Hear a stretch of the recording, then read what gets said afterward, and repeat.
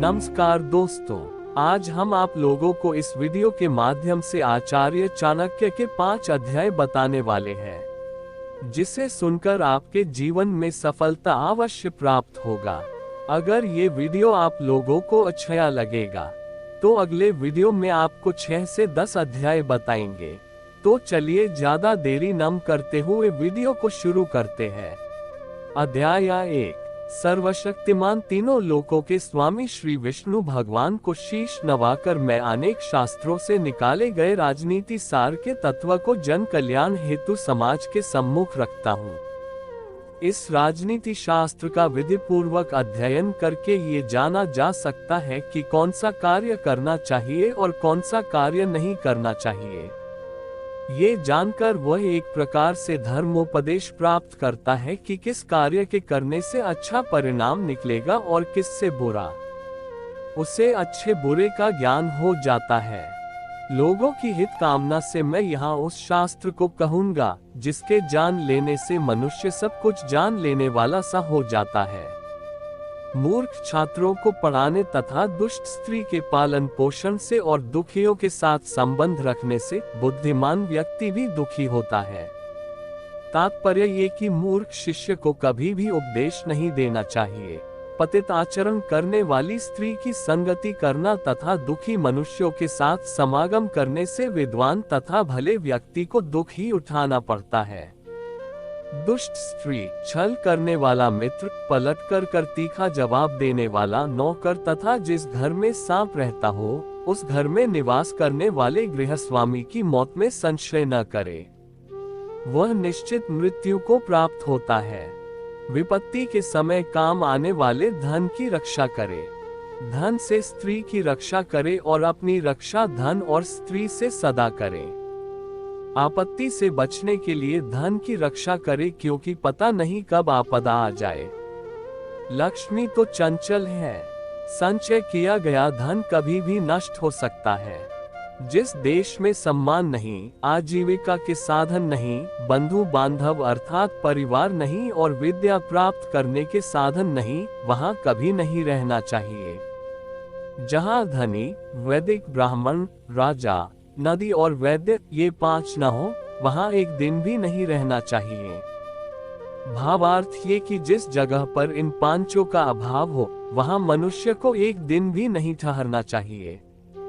जहां जीविका, भय, लज्जा, चतुराई और त्याग की भावना ये 5 न हो, वहां के लोगों का साथ कभी न करें।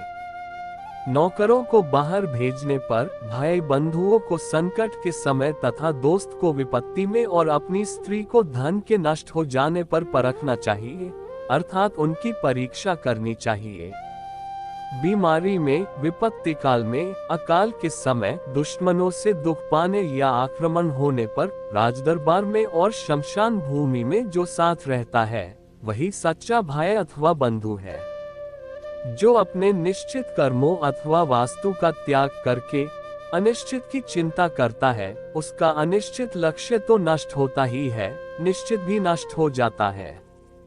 बुद्धिहीन व्यक्ति को अच्छे कुल में जन्म लेने वाली कुरूप कन्या से भी विवाह कर लेना चाहिए, परंतु अच्छे रूप वाली नीच कुल की कन्या से विवाह नहीं करना चाहिए, क्योंकि विवाह संबंध समान कुल में ही श्रेष्ठ होता है।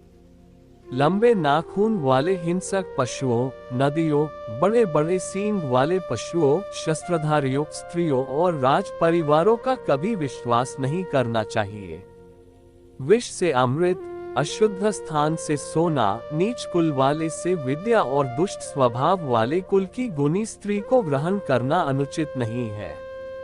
पुरुषों की अपेक्षा स्त्रियों का भोजन दुगना, लज्जा 4 गुनी, साहस 6 गुना और काम सेक्स की इच्छा 8 गुना अधिक होता है। अध्याय 2। झूठ बोलना, उतावलापन दिखाना, छल कपट, मूर्खता, अत्यधिक लालच करना, अशुद्धता और दयाहीनता ये सभी प्रकार के दोष स्त्रियों में स्वाभाविक रूप से मिलते हैं।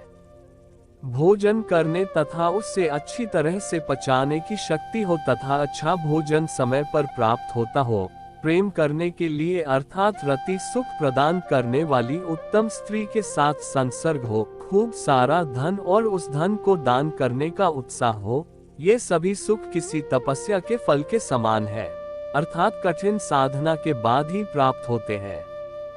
जिसका पुत्र आज्ञाकारी हो, स्त्री उसके अनुसार चलने वाली हो, अर्थात पतिव्रता हो, जो अपने पास धन से संतुष्ट रहता हो, उसका स्वर्ग यहीं पर है।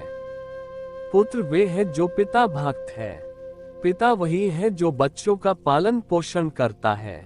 मित्र वही है जिसमें पूर्ण विश्वास हो, और स्त्री वही है जिससे परिवार में सुख शांति व्याप्त हो। जो मित्र प्रत्यक्ष रूप से मधुर वचन बोलता हो और पीठ पीछे अर्थात अप्रत्यक्ष रूप से आपके सारे कार्यों में रोड़ा अटकाता हो, ऐसे मित्र को उस घड़े के समान त्याग देना चाहिए जिसके भीतर विष भरा हो और ऊपर मुंह के पास दूध भरा हो। बुरे मित्र पर अपने मित्र पर भी विश्वास नहीं करना चाहिए, क्योंकि कभी नाराज होने पर संभवतः आपका विशिष्ट मित्र भी आपके सारे रहस्यों को प्रकट कर सकता है। मन से विचारे गए कार्य को कभी किसी से नहीं कहना चाहिए, अपितु उसे मंत्र की तरह रक्षित करके अपने सोचे हुए कार्य को करते रहना चाहिए। निश्चित रूप से मूर्खता दुखदायी है और यौवन भी दुख देने वाला है, परंतु कष्टों से भी बड़ा कष्ट दूसरे के घर पर रहना है। हर एक पर्वत में मणि नहीं होती और हर एक हाथी में मुक्ता मणि नहीं होती। साधु लोग सभी जगह नहीं मिलते और हर एक वन में चंदन के वृक्ष नहीं होते। बुद्धिमान लोगों का कर्तव्य होता है कि वे अपनी संतान को अच्छे कार्य व्यापार में लगाएं, क्योंकि नीति के जानकार व सद्व्यवहार वाले व्यक्ति ही कुल में सम्मानित होते हैं। जो माता पिता अपने बच्चों को नहीं पढ़ाते, वे उनके शत्रु हैं। ऐसे अपढ़ बालक सभा के मध्य में उसी प्रकार शोभा नहीं पाते जैसे हंसों के मध्य में बगुला शोभा नहीं पाता। अत्यधिक लाड़ प्यार से पुत्र और शिष्य गुणहीन हो जाते हैं और ताड़ना से गुणी हो जाते हैं। भाव यही है कि शिष्य और पुत्र को यदि ताड़ना का भय रहेगा तो वे गलत मार्ग पर नहीं जाएंगे। एक श्लोक, आधा श्लोक, श्लोक का एक चरण, उसका आधा अथवा एक अक्षर ही सही या आधा अक्षर प्रतिदिन पढ़ना चाहिए। स्त्री का वियोग, अपने लोगों से अनाचार, कर्ज का बंधन, दुष्ट राजा की सेवा, दरिद्रता और अपने प्रतिकूल सभा, ये सभी अग्नि न होते हुए भी शरीर को दग्ध कर देते हैं। नदी के किनारे खड़े वृक्ष, दूसरे के घर में गई स्त्री, मंत्री के बिना राजा शीघ्र ही नष्ट हो जाते हैं। इसमें संशय नहीं करना चाहिए। ब्राह्मणों का बल विद्या है, राजाओं का बल उनकी सेना है, वेश्यों का बल उनका धन है और शूद्रों का बल छोटा बनकर रहना अर्थात सेवा कर्म करना है। वेश्या निर्धन मनुष्य को, प्रजा पराजित राजा को, पक्षी फलरहित वृक्ष को व अतिथि उस घर को जिसमें वे आमंत्रित किए जाते हैं को भोजन करने के पश्चात छोड़ देते हैं। ब्राह्मण दक्षिणा ग्रहण करके यजमान को, शिष्य विद्याध्ययन करने के उपरांत अपने गुरु को और हिरण जले हुए वन को त्याग देते हैं। बुरा आचरण अर्थात दुराचारी के साथ रहने से, पाप दृष्टि रखने वाले का साथ करने से तथा अशुद्ध स्थान पर रहने वाले से मित्रता करने वाला शीघ्र नष्ट हो जाता है। मित्रता बराबर वालों में शोभा पाती है, नौकरी राजा की अच्छी होती है, व्यवहार में कुशल व्यापारी और घर में सुंदर स्त्री शोभा पाती है। दोष किसके कुल में नहीं है? कौन ऐसा है जिसे दुख ने नहीं सताया? अवगुण किसे प्राप्त नहीं हुए? सदैव सुखी कौन रहता है? मनुष्य का आचरण व्यवहार उसके खानदान को बताता है। भाषण अर्थात उसकी बोली से देश का पता चलता है। विशेष आदर सत्कार से उसके प्रेम भाव का तथा उसके शरीर से भोजन का पता चलता है। कन्या का विवाह अच्छे कुल में करना चाहिए। पुत्र को विद्या के साथ जोड़ना चाहिए। दुश्मन को विपत्ति में डालना चाहिए और मित्र को अच्छे कार्यों में लगाना चाहिए।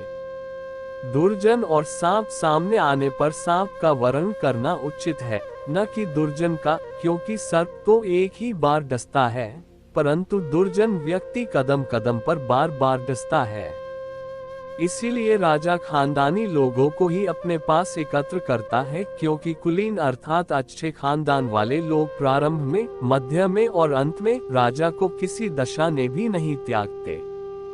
प्रलय काल में सागर भी अपनी मर्यादा को नष्ट कर डालते हैं, परंतु साधु लोग प्रलय काल के आने पर भी अपनी मर्यादा को नष्ट नहीं होने देते।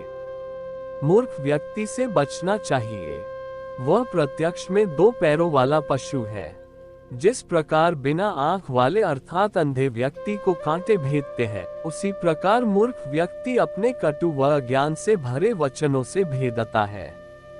रूप और यौवन से संपन्न तथा उच्च कुल में जन्म लेने वाला व्यक्ति भी यदि विद्या से रहित है तो वह बिना सुगंध के फूल की भांति शोभा नहीं पाता। कोयल की शोभा उसके स्वर में है, स्त्री की शोभा उसका पतिव्रत धर्म है, कुरूप व्यक्ति की शोभा उसकी विद्वता में है और तपस्वियों की शोभा क्षमा में है।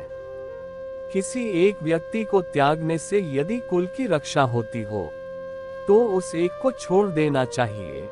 पूरे गांव की भलाई के लिए कुल को तथा देश की भलाई के लिए गांव को और अपने आत्म सम्मान की रक्षा के लिए सारी पृथ्वी को छोड़ देना चाहिए।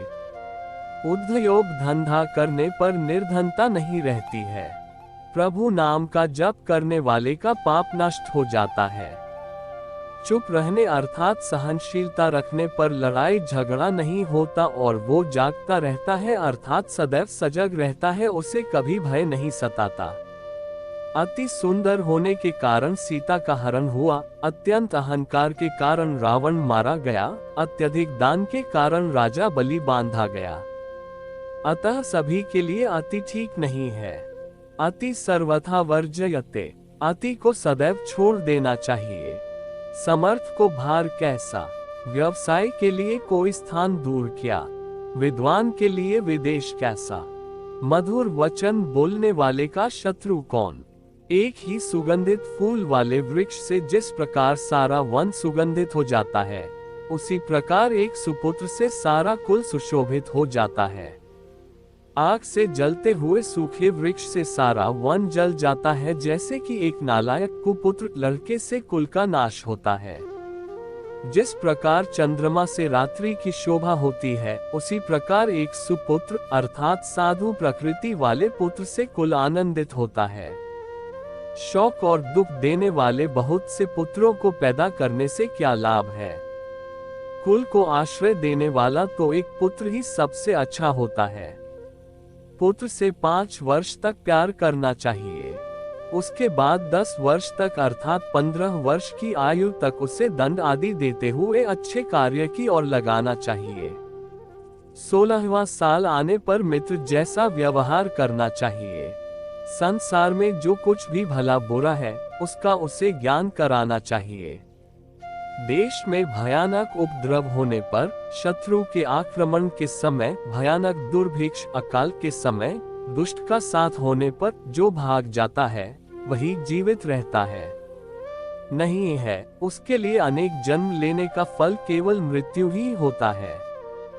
जहाँ मूर्खों का सम्मान नहीं होता, जहाँ अन्न भंडार सुरक्षित रहता है, जहाँ पति पत्नी में कभी झगड़ा नहीं होता, वहाँ लक्ष्मी बिना बुलाए ही निवास करती है और उन्हें किसी प्रकार की कमी नहीं रहती। विपत्ति के समय काम आने वाले धन की रक्षा करे। धन से स्त्री की रक्षा करे और अपनी रक्षा धन और स्त्री से सदा करे। आपत्ति से बचने के लिए धन की रक्षा करे, क्योंकि पता नहीं कब आपदा आ जाए। लक्ष्मी तो चंचल है, संचय किया गया धन कभी भी नष्ट हो सकता है। जिस देश में सम्मान नहीं, आजीविका के साधन नहीं, बंधु बांधव अर्थात परिवार नहीं और विद्या प्राप्त करने के साधन नहीं, वहाँ कभी नहीं रहना चाहिए। जहाँ धनी, वैदिक, ब्राह्मण, राजा, नदी और वैद्य ये 5 न हो, वहाँ एक दिन भी नहीं रहना चाहिए। भावार्थ ये कि जिस जगह पर इन 5 का अभाव हो, वहाँ मनुष्य को एक दिन भी नहीं ठहरना चाहिए। जहाँ जीविका, भय, लज्जा, चतुराई और त्याग की भावना ये 5 न हो, वहाँ के लोगों का साथ कभी न करें। नौकरों को बाहर भेजने पर, भाई बंधुओं को संकट के समय तथा दोस्त को विपत्ति में और अपनी स्त्री को धन के नष्ट हो जाने पर परखना चाहिए, अर्थात उनकी परीक्षा करनी चाहिए। बीमारी में, विपत्ति काल में, अकाल के समय, दुश्मनों से दुख पाने या आक्रमण होने पर, राजदरबार में और शमशान भूमि में जो साथ रहता है वही सच्चा भाई अथवा बंधु है। जो अपने निश्चित कर्मों अथवा वास्तु का त्याग करके अनिश्चित की चिंता करता है, उसका अनिश्चित लक्ष्य तो नष्ट होता ही है, निश्चित भी नष्ट हो जाता है। बुद्धिहीन व्यक्ति को अच्छे कुल में जन्म लेने वाली कुरूप कन्या से भी विवाह कर लेना चाहिए, परंतु अच्छे रूप वाली नीच कुल की कन्या से विवाह नहीं करना चाहिए, क्योंकि विवाह संबंध समान कुल में ही श्रेष्ठ होता है।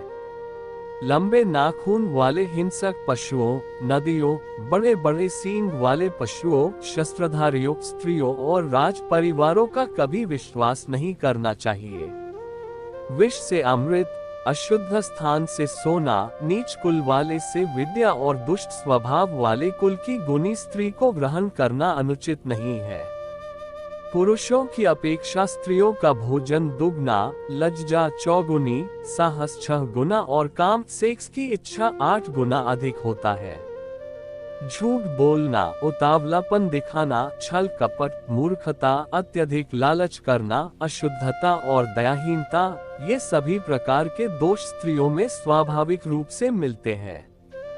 भोजन करने तथा उसे अच्छी तरह से पचाने की शक्ति हो तथा अच्छा भोजन समय पर प्राप्त होता हो, प्रेम करने के लिए अर्थात रति सुख प्रदान करने वाली उत्तम स्त्री के साथ संसर्ग हो, खूब सारा धन और उस धन को दान करने का उत्साह हो, ये सभी सुख किसी तपस्या के फल के समान है, अर्थात कठिन साधना के बाद ही प्राप्त होते हैं।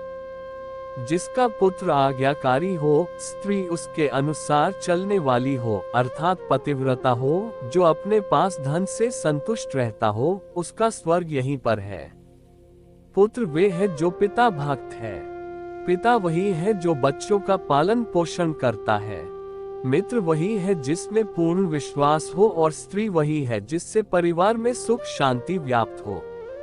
जो मित्र प्रत्यक्ष रूप से मधुर वचन बोलता हो और पीठ पीछे अर्थात अप्रत्यक्ष रूप से आपके सारे कार्यों में रोड़ा अटकाता हो, ऐसे मित्र को उस घड़े के समान त्याग देना चाहिए जिसके भीतर विष भरा हो और ऊपर मुंह के पास दूध भरा हो। बुरे मित्र पर अपने मित्र पर भी विश्वास नहीं करना चाहिए, क्योंकि कभी नाराज होने पर संभवतः आपका विशिष्ट मित्र भी आपके सारे रहस्यों को प्रकट कर सकता है। मन से विचारे गए कार्य को कभी किसी से नहीं कहना चाहिए, अपितु उसे मंत्र की तरह रक्षित करके अपने सोचे हुए कार्य को करते रहना चाहिए। निश्चित रूप से मूर्खता दुखदायी है और यौवन भी दुख देने वाला है, परंतु कष्टों से भी बड़ा कष्ट दूसरे के घर पर रहना है। हर एक पर्वत में मणि नहीं होती और हर एक हाथी में मुक्ता मणि नहीं होती। साधु लोग सभी जगह नहीं मिलते और हर एक वन में चंदन के वृक्ष नहीं होते। बुद्धिमान लोगों का कर्तव्य होता है कि वे अपनी संतान को अच्छे कार्य व्यापार में लगाएं, क्योंकि नीति के जानकार व सद्व्यवहार वाले व्यक्ति ही कुल में सम्मानित होते हैं। जो माता पिता अपने बच्चों को नहीं पढ़ाते, वे उनके शत्रु हैं। ऐसे अपढ़ बालक सभा के मध्य में उसी प्रकार शोभा नहीं पाते जैसे हंसों के मध्य में बगुला शोभा नहीं पाता। अत्यधिक लाड़ प्यार से पुत्र और शिष्य गुणहीन हो जाते हैं और ताड़ना से गुणी हो जाते हैं। भाव यही है कि शिष्य और पुत्र को यदि ताड़ना का भय रहेगा तो वे गलत मार्ग पर नहीं जाएंगे। एक श्लोक, आधा श्लोक, श्लोक का एक चरण, उसका आधा अथवा एक अक्षर ही सही या आधा अक्षर प्रतिदिन पढ़ना चाहिए। स्त्री का वियोग, अपने लोगों से अनाचार, कर्ज का बंधन, दुष्ट राजा की सेवा, दरिद्रता और अपने प्रतिकूल सभा, ये सभी अग्नि न होते हुए भी शरीर को दग्ध कर देते हैं। नदी के किनारे खड़े वृक्ष, दूसरे के घर में गई स्त्री, मंत्री के बिना राजा शीघ्र ही नष्ट हो जाते हैं। इसमें संशय नहीं करना चाहिए। ब्राह्मणों का बल विद्या है, राजाओं का बल उनकी सेना है, वैश्यों का बल उनका धन है और शूद्रों का बल छोटा बनकर रहना अर्थात सेवा कर्म करना है। वेश्या निर्धन मनुष्य को, प्रजा पराजित राजा को, पक्षी फलरहित वृक्ष को व अतिथि उस घर को जिसमें वे आमंत्रित किए जाते हैं को भोजन करने के पश्चात छोड़ देते हैं। ब्राह्मण दक्षिणा ग्रहण करके यजमान को, शिष्य विद्याध्ययन करने के उपरांत अपने गुरु को और हिरण जले हुए वन को त्याग देते हैं। बुरा आचरण अर्थात दुराचारी के साथ रहने से, पाप दृष्टि रखने वाले का साथ करने से तथा अशुद्ध स्थान पर रहने वाले से मित्रता करने वाला शीघ्र नष्ट हो जाता है। मित्रता बराबर वालों में शोभा पाती है, नौकरी राजा की अच्छी होती है, व्यवहार में कुशल व्यापारी और घर में सुंदर स्त्री शोभा पाती है। अध्याय 3। दोष किसके कुल में नहीं है? कौन ऐसा है जिसे दुख ने नहीं सताया? अवगुण किसे प्राप्त नहीं हुए? सदैव सुखी कौन रहता है? मनुष्य का आचरण व्यवहार उसके खानदान को बताता है। भाषण अर्थात उसकी बोली से देश का पता चलता है। विशेष आदर सत्कार से उसके प्रेम भाव का तथा उसके शरीर से भोजन का पता चलता है। कन्या का विवाह अच्छे कुल में करना चाहिए। पुत्र को विद्या के साथ जोड़ना चाहिए। दुश्मन को विपत्ति में डालना चाहिए और मित्र को अच्छे कार्यों में लगाना चाहिए। दुर्जन और सांप सामने आने पर सांप का वर्ण करना उचित है, न कि दुर्जन का, क्योंकि सर्प तो एक ही बार डसता है, परंतु दुर्जन व्यक्ति कदम कदम पर बार बार डसता है। इसीलिए राजा खानदानी लोगों को ही अपने पास एकत्र करता है, क्योंकि कुलीन अर्थात अच्छे खानदान वाले लोग प्रारंभ में, मध्य में और अंत में राजा को किसी दशा ने भी नहीं त्यागते। प्रलय काल में सागर भी अपनी मर्यादा को नष्ट कर डालते हैं, परंतु साधु लोग प्रलय काल के आने पर भी अपनी मर्यादा को नष्ट नहीं होने देते। मूर्ख व्यक्ति से बचना चाहिए। वह प्रत्यक्ष में 2 पैरों वाला पशु है। जिस प्रकार बिना आंख वाले अर्थात अंधे व्यक्ति को कांटे भेदते हैं, उसी प्रकार मूर्ख व्यक्ति अपने कटु व अज्ञान से भरे वचनों से भेदता है। कोयल की शोभा उसके स्वर में है, स्त्री की शोभा उसका पतिव्रत धर्म है, कुरूप व्यक्ति की शोभा उसकी विद्वता में है और तपस्वियों की शोभा क्षमा में है। किसी एक व्यक्ति को त्यागने से यदि कुल की रक्षा होती हो तो उस एक को छोड़ देना चाहिए। पूरे गांव की भलाई के लिए कुल को तथा देश की भलाई के लिए गांव को और अपने आत्म सम्मान की रक्षा के लिए सारी पृथ्वी को छोड़ देना चाहिए। उद्योग धंधा करने पर निर्धनता नहीं रहती है। प्रभु नाम का जप करने वाले का पाप नष्ट हो जाता है। चुप रहने अर्थात सहनशीलता रखने पर लड़ाई झगड़ा नहीं होता और वो जागता रहता है अर्थात सदैव सजग रहता है, उसे कभी भय नहीं सताता। अति सुंदर होने के कारण सीता का हरण हुआ, अत्यंत अहंकार के कारण रावण मारा गया, अत्यधिक दान के कारण राजा बलि बांधा गया। अतः सभी के लिए अति ठीक नहीं है। अति सर्वथा वर्जयते, अति को सदैव छोड़ देना चाहिए।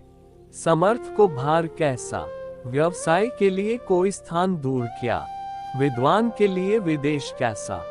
मधुर वचन बोलने वाले का शत्रु कौन। एक ही सुगंधित फूल वाले वृक्ष से जिस प्रकार सारा वन सुगंधित हो जाता है, उसी प्रकार एक सुपुत्र से सारा कुल सुशोभित हो जाता है। आग से जलते हुए सूखे वृक्ष से सारा वन जल जाता है, जैसे कि एक नालायक कुपुत्र लड़के से कुल का नाश होता है। जिस प्रकार चंद्रमा से रात्रि की शोभा होती है, उसी प्रकार एक सुपुत्र अर्थात साधु प्रकृति वाले पुत्र से कुल आनंदित होता है। शौक और दुख देने वाले बहुत से पुत्रों को पैदा करने से क्या लाभ है। कुल को आश्रय देने वाला तो एक पुत्र ही सबसे अच्छा होता है। पुत्र से 5 वर्ष तक प्यार करना चाहिए। उसके बाद 10 वर्ष तक अर्थात 15 वर्ष की आयु तक उसे दंड आदि देते हुए अच्छे कार्य की ओर लगाना चाहिए। 16वां साल आने पर मित्र जैसा व्यवहार करना चाहिए। संसार में जो कुछ भी भला बुरा है, उसका उसे ज्ञान कराना चाहिए। देश में भयानक उपद्रव होने पर, शत्रु के आक्रमण के समय, भयानक दुर्भिक्ष अकाल के समय, दुष्ट का साथ होने पर जो भाग जाता है वही जीवित रहता है। जिसके पास धर्म, अर्थ, काम और मोक्ष इनमें से एक भी नहीं है, उसके लिए अनेक जन्म लेने का फल केवल मृत्यु ही होता है। जहाँ मूर्खों का सम्मान नहीं होता, जहाँ अन्न भंडार सुरक्षित रहता है, जहाँ पति पत्नी में कभी झगड़ा नहीं होता, वहाँ लक्ष्मी बिना बुलाए ही निवास करती है और उन्हें किसी प्रकार की कमी नहीं रहती। अध्याय 4। ये निश्चित है कि शरीरधारी जीव के गर्भकाल में ही आयु, कर्म, धन, विद्या, मृत्यु इन पांचों की सृष्टि साथ ही साथ हो जाती है।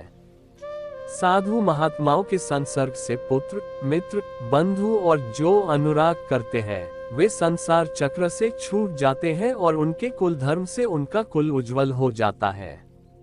जिस प्रकार मछली देख रेख से, कछुई चिड़िया स्पर्श से, चोंच द्वारा सदैव अपने बच्चों का पालन पोषण करती है, वैसे ही अच्छे लोगों के साथ से सर्व प्रकार से रक्षा होती है।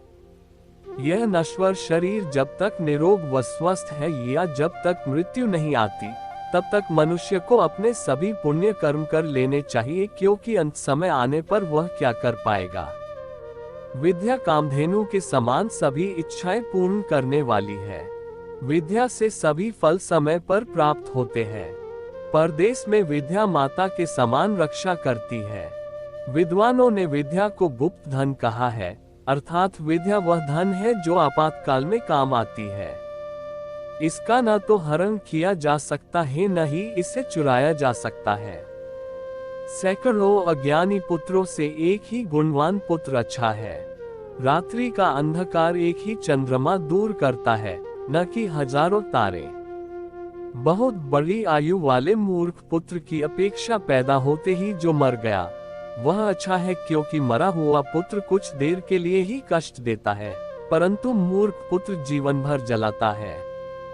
बुरे ग्राम का वास, झगड़ालू स्त्री, नीच कुल की सेवा, बुरा भोजन, मूर्ख लड़का, विधवा कन्या, ये 6 बिना अग्नि के भी शरीर को जला देते हैं। उस गाय से क्या लाभ जो न बच्चा जने और न ही दूध दे। ऐसे पुत्र के जन्म लेने से क्या लाभ जो न तो विद्वान हो, न किसी देवता का भक्त हो। इस संसार में दुखों से दग्ध प्राणी को 3 बातों से सुख शांति प्राप्त हो सकती है, सुपुत्र से, पतिव्रता स्त्री से और सत्संगति से। राजा लोग एक ही बार बोलते हैं, आज्ञा देते हैं। पंडित लोग किसी कर्म के लिए एक ही बार बोलते हैं, बार बार श्लोक नहीं पढ़ते। कन्याएं भी एक ही बार दी जाती है। ये 3 एक ही बार होने से विशेष महत्व रखते हैं। तपस्या अकेले में, अध्ययन 2 के साथ, गाना 3 के साथ, यात्रा 4 के साथ, खेती 5 के साथ और युद्ध बहुत से सहायकों के साथ होने पर ही उत्तम होता है। पत्नी वही है जो पवित्र और चतुर है, पतिव्रता है। पत्नी वही है जिस पर पति का प्रेम है, पत्नी वही है जो सदैव सत्य बोलती है। बिना पुत्र के घर सुना है, बिना बंधु बांधवों के दिशाएं सुनी है। मूर्ख का हृदय भावों से सुना है। दरिद्रता सबसे सुनी है, अर्थात दरिद्रता का जीवन महाकष्टकारक है। बार बार अभ्यास न करने से विद्या विष बन जाती है। बिना पचा भोजन विष बन जाता है। दरिद्र के लिए स्वजनों की सभा या साथ और वृद्धों के लिए युवा स्त्री विष के समान होती है। दयाहीन धर्म को छोड़ दो, विद्याहीन गुरु को छोड़ दो, झगड़ालू और क्रोधी स्त्री को छोड़ दो और स्नेहविहीन बंधु बांधवों को छोड़ दो। बहुत ज्यादा पैदल चलना मनुष्यों को बुढ़ापा ला देता है।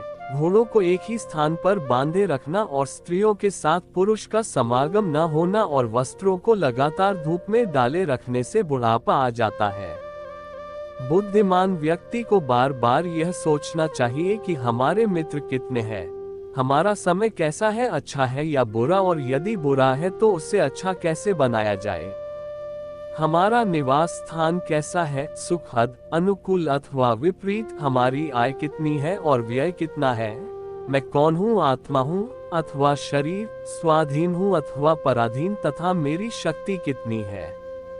जन्म देने वाला पिता, उपनयन संस्कार कराने वाला, विद्या देने वाला गुरु, अन्नदाता और भय से रक्षा करने वाला, ये 5 पितर माने जाते हैं। राजा की पत्नी, गुरु की स्त्री, मित्र की पत्नी, पत्नी की माता, सास और अपनी जननी, ये 5 माताएं मानी गई है। इनके साथ मातृवत व्यवहार ही करना चाहिए। अग्नि देव ब्राह्मणों, क्षत्रियों और वैश्यों के देवता है। ऋषि मुनियों के देवता हृदय में है। अल्प बुद्धि वालों के देवता मूर्तियों में है और सारे संसार को समान रूप से देखने वालों के देवता सभी जगह निवास करते हैं। अध्याय 5। स्त्रियों का गुरु पति है। अतिथि सबका गुरु है। ब्राह्मण, क्षत्रिय और वैश्य का गुरु अग्नि है तथा चारों वर्णों का गुरु ब्राह्मण है। जिस प्रकार घिसने, काटने, आग में तापने, पीटने, इन 4 उपायों से सोने की परख की जाती है, वैसे ही त्याग, शील, गुण और कर्म, इन चारों से मनुष्य की पहचान होती है। भय से तभी तक डरना चाहिए जब तक भय आए नहीं। आए हुए भय को देखकर निशंक होकर प्रहार करना चाहिए, अर्थात उस भय की परवाह नहीं करनी चाहिए। एक ही माता के पेट से और एक ही नक्षत्र में जन्म लेने वाली संतान समान गुण और शील वाली नहीं होती, जैसे बेर के कांटे। जिसका जिस वस्तु से लगाव नहीं है, उस वस्तु का वह अधिकारी नहीं है। यदि कोई व्यक्ति सौंदर्य प्रेमी नहीं होगा तो श्रृंगार शोभा के प्रति उसकी आसक्ति नहीं होगी। मूर्ख व्यक्ति प्रिय और मधुर वचन नहीं बोल पाता और स्पष्ट वक्ता कभी धोखेबाज, धूर्त या मक्कार नहीं होता। मूर्खों के पंडित, दरिद्रों के धनी, विधवाओं की सुहागिनें और वेश्याओं की कुल धर्म रखने वाली पतिव्रता स्त्रियां शत्रु होती है। आलस्य से अध्ययन न करना, विद्या नष्ट हो जाती है। दूसरे के पास गई स्त्री, बीज की कमी से खेती और सेनापति के न होने से सेना नष्ट हो जाती है। विद्या अभ्यास से आती है, सुशील स्वभाव से कुल का बड़प्पन होता है। श्रेष्ठत्व की पहचान गुणों से होती है और क्रोध का पता आंखों से लगता है। धर्म की रक्षा धन से, विद्या की रक्षा निरंतर साधना से, राजा की रक्षा मृदु स्वभाव से और पतिव्रता स्त्रियों से घर की रक्षा होती है। वेद पांडित्य व्यर्थ है, शास्त्रों का ज्ञान व्यर्थ है, ऐसा कहने वाले स्वयं ही व्यर्थ है। उनकी ईर्ष्या और दुख भी व्यर्थ है। वे व्यर्थ में ही दुखी होते हैं, जबकि वेदों और शास्त्रों का ज्ञान व्यर्थ नहीं है। दरिद्रता का नाश दान से, दुर्गति का नाश शालीनता से, मूर्खता का नाश सद्बुद्धि से और भय का नाश अच्छी भावना से होता है। काम वासना के समान दूसरा रोग नहीं, मोह के समान शत्रु नहीं, क्रोध के समान आग नहीं और ज्ञान से बढ़कर सुख नहीं। मनुष्य अकेला ही जन्म लेता है और अकेला ही मरता है। वह अकेला ही अपने अच्छे बुरे कर्मों को भोगता है। वह अकेला ही नरक में जाता है, परम पद को पाता है। ब्रह्मज्ञानियों की दृष्टि में स्वर्ग तिनके के समान है, शूरवीर की दृष्टि में जीवन तिनके के समान है, इंद्रजीत के लिए स्त्री तिनके के समान है और जिसे किसी भी वस्तु की कामना नहीं है, उसकी दृष्टि में ये सारा संसार क्षणभंगुर दिखाई देता है। वह तत्वज्ञानी हो जाता है। विदेश में विद्या ही मित्र होती है, घर में पत्नी मित्र होती है, रोगियों के लिए औषधि मित्र है और मरते हुए व्यक्ति का मित्र धर्म होता है, अर्थात उसके सत्कर्म होते हैं।